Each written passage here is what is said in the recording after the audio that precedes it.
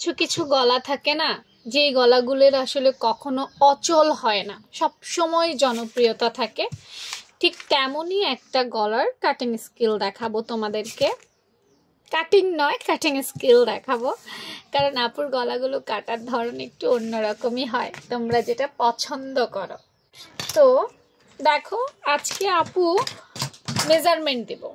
আজকে আপু 42 মানে 42 সাইজের আপুদের জন্য একটা গলার মেজারমেন্ট দিব। হ্যাঁ, 42 বডির যেসব আপুরা একটু খোলামেলা বড় বড় সড়ো, মানে দেখো মানুষের তো চয়েজের অভাব নেই, কেউ আছে একটু ছোট পড়তে পছন্দ করে, কেউ একটু খোলামেলা বড় পড়তে পছন্দ করে। তো যেহেতু গরমের সিজন চলছে, একটু খোলামেলাই দেখাই।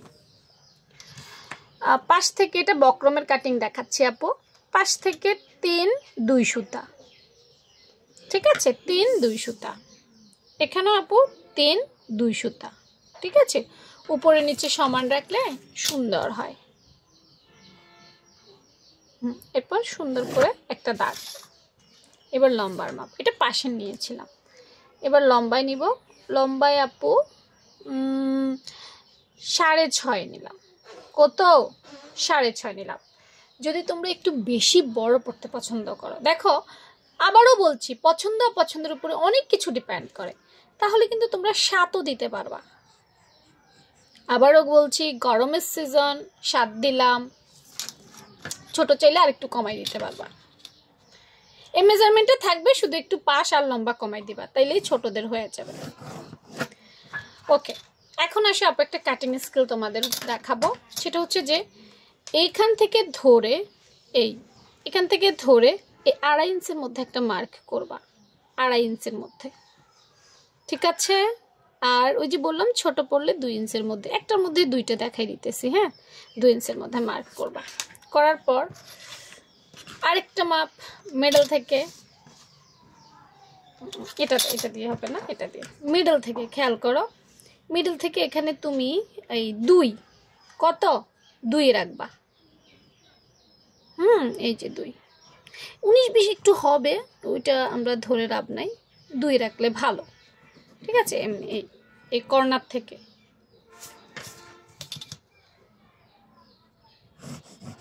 এই, ঠিক আছে। রাখার পর এই যে এতটুকু দেখতে পাচ্ছ, এটা সুন্দর করে মিলাই দিবা। এমনি ডিরেক্ট এটা মিলাই দিবা। এটা মিলাই দিবা কিন্তু এই নিচ থেকে। আর উপরে আসার পর আস্তে আস্তে আস্তে আস্তে আস্তে আস্তে আস্তে আস্তে আস্তে আস্তে আস্তে আস্তে আস্তে আস্তে আস্তে আস্তে আস্তে আস্তে এবার এটা তো মিলাইতে পারবে, এটা তো মিলাইতে পারবা, যেখানেই হয় আস্তে আস্তে। আমার ড্রয়িংটা একটু উপরেরটা মিলাই, হ্যাঁ উপরেরটা পুরো ভালো আসছে, উপরেরটা মিলাই। এই না, এবার কেটে ফেলবো। চলো এবার কাটি।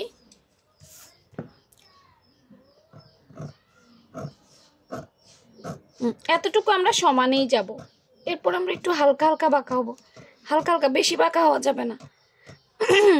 বেশি বাঁকা হওয়া যাবে না, হালকা হালকা বাঁকা হবো। এটা দেখো ডিজাইনার ভি, এটা কিন্তু তোমার ওই যে নর্মাল ভি না, এটা হচ্ছে ডিজাইনার ভি, এটা মনে রাখবা। না, কেটে ফেলছি। তো এবার চলো খুলে দেখাই যে কেমন হয়েছে গলাটা। এই হয়েছে গলাটা। এখন আসো, তোমরা হয়তো চিন্তা করতে পারো না আপু, ভি যখন আমরা কাটবো, সিক্রেটটা আমি তোমাদেরকে বলে দিই, তাহলে তোমরা ক্লিয়ার হয়ে যাবে।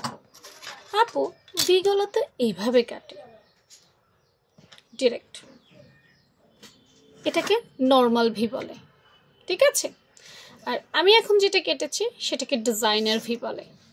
এখন এই ভি আর এর মধ্যে পার্থক্য কি, কেন এভাবে কাটলাম?